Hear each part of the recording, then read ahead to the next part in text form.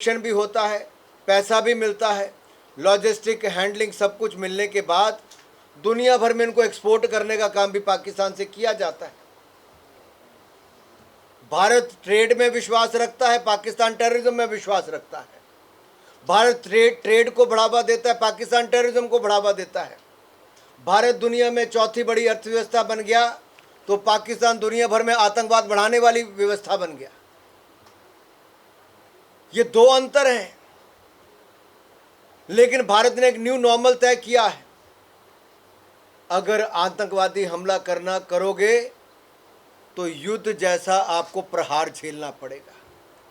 अगर फिर आंख उठाओगे तो भारत जैसे एयर स्ट्राइक, सर्जिकल स्ट्राइक और ऑपरेशन सिंदूर में धज्जियां उड़ाने का काम पाकिस्तान की किया है, आगे भी करारा जवाब देता रहेगा। अनुच्छेद 370-35 से हमने हटाया, 1500 से ज़्यादा पुराने कानून हम लोगों ने ख़त्म किए। और यही नहीं, रक्षा क्षेत्र में तो INS विक्रांत जो पहला हमारा विमान वाहक युद्धपोत है, वो भारत ने खुद बनाया है। बहुत बड़ी ताकत हमारी है। 2026 मार्च तक हम नक्सलवाद को ख़त्म करने वाले। आपने पीछे देखा होगा कि ऐसे सिमटते सिमटते मात्र 3 जिलों तक नक्सलवाद रह गया है। साथियों, जहां एक और नक्सलवाद, आतंकवाद से भारत को मुक्त करना है, वहीं दूसरी ओर हमारी विकास की रफ्तार थमे ना, उस दिशा में भी हम लगातार काम कर रहे हैं।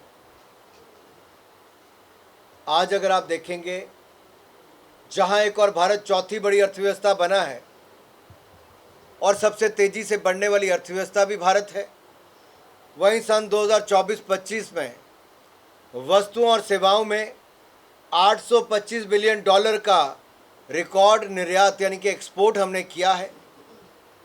और उत्पादन से जुड़ी हुई PLI स्कीम्स में 1,61,000 करोड़ का निवेश आया है, 14 लाख करोड़ का उत्पादन हुआ है, 5.31 लाख करोड़ रुपया निर्यात और लगभग 12 लाख नौकरियां इससे पैदा हुई। कोविड के टाइम पे हमने लगभग 29,80,000 करोड़ का पैकेज दिया था, जिसके कारण भारत की इंडस्ट्री बची भी और आगे बढ़ी भी, बचाया भी, आगे बढ़ाया भी।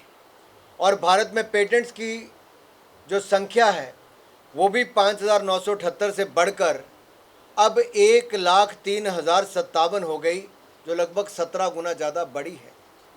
साथियों, मैंने बहुत सारी बातें आपसे कही कि कैसे सड़क और बाकी सब का निर्माण हुआ, लेकिन चंडीगढ़ में एक नहीं 2-2 वंदे भारत आती हैं और देश में 126 वंदे भारत ट्रेन मात्र पिछले 3-4 वर्षों में चलाने का कार्य ये नरेंद्र मोदी जी की सरकार ने किया है।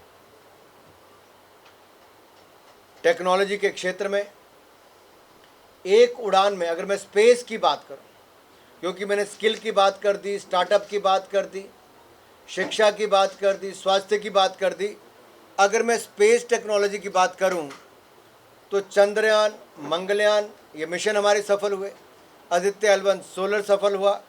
और यही नहीं, हमारे जो एक उड़ान में 104 उपग्रह और पहला निजी रॉकेट विक्रम-S ये लॉन्च करके एक नया रिकॉर्ड बनाया गया है।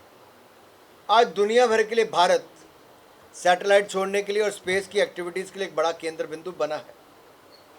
साथियों, स्पेस में हम और अच्छा कर पाएँ तो स्कूलों से हमें शुरुआत करनी पड़ेगी। और 10,000 अटल टिंकरिंग लैब अटल इनोवेशन मिशन के अंतर्गत हम देश भर में खोलने जा रहे हैं। रिसर्च एंड डेवलपमेंट के लिए मोदी सरकार ने 50,000 करोड़ रुपये का अलग से प्रावधान किया है। 25 करोड़ इंटरनेट कनेक्शन से बढ़कर आज 97 करोड़ इंटरनेट कनेक्शन हो गए। एक नहीं, ऐसे अनेकों उदाहरण आप सबके सामने मैं बताना चाहता हूँ। लेकिन जहाँ विकास हो रहा है तो क्या वहाँ पे विरासत के बारे में कुछ हुआ कि नहीं हुआ? मोदी सरकार में विकास और विरासत साथ साथ चलती हैं। मैं उदाहरण देना चाहता हूँ। काशी विश्वनाथ धाम हमने बनाई, आज आप देखिए वाराणसी और उसके साथ लगते क्षेत्रों की आमदन और वहाँ का व्यापार दुगने से ज़्यादा हो गया है। भव्य राम मंदिर बनाया। आज राम मंदिर के कारण उस पूरे क्षेत्र में और पूरे प्रदेश में एक नई ऊर्जा भी आई है, आय के संसाधन भी बने। और महाकुंभ ने तो वो कर दिया जो संभव शायद सोचा भी ना हो किसी ने। भारत की अर्थव्यवस्था में एक बहुत बड़ी ताकत, योगदान हमारे महाकुंभ के कारण भी हुआ। अभी जब मैं 4 नेशन के इस अपने टूर पे गया था ऑपरेशन सिंदूर के बाद, तो साउथ अफ्रीका में जहां उनके केप टाउन की पार्लियामेंट में हम लोग गए, तो काउंसिल ऑफ प्रोविंस के जो डिप्टी स्पीकर हैं उन्होंने बिल्कुल अपने भवन के बाहर आके हम सबका स्वागत अभिनंदन किया और पहली बात कही कि मैं इसलिए भी यहाँ पे आके खड़ा हूँ कि मुझे भारत में महाकुंभ में डुबकी लगाने का अवसर मिला, मुझे वहाँ जाने का अवसर मिला और मैं धन्य हो गया कि जो शायद मेरी पीढ़ी को ये अवसर मिल पाता, भारत ने मुझे अवसर दिया।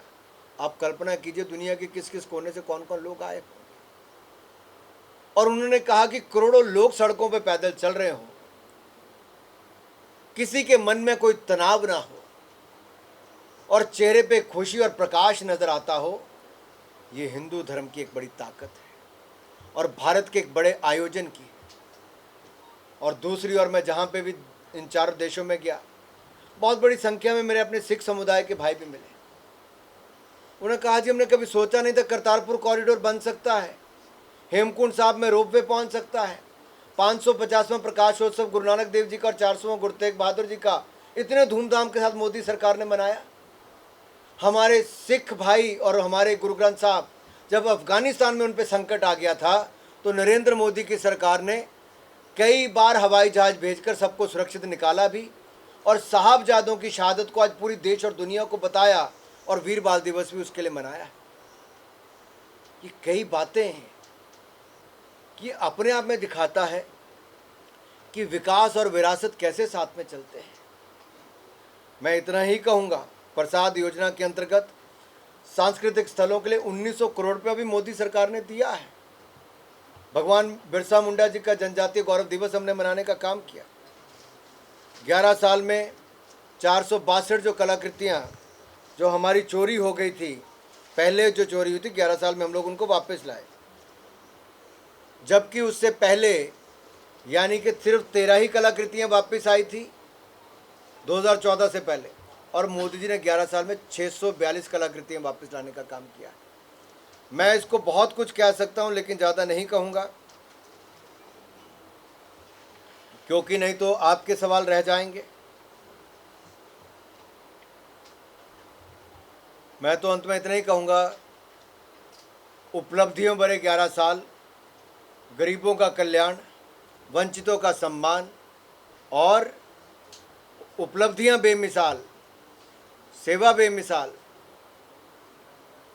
आगे भी काम करते रहेंगे। जो संकल्प हम लेके चले हैं कि 2047 तक भारत को विकसित भारत बनाएंगे, 2027 तक भारत को दुनिया की तीसरी बड़ी अर्थव्यवस्था बनाएंगे, ये संकल्प से सिद्धि की यात्रा हम इसी अमृतकाल में करके दिखाएंगे। बहुत बहुत धन्यवाद।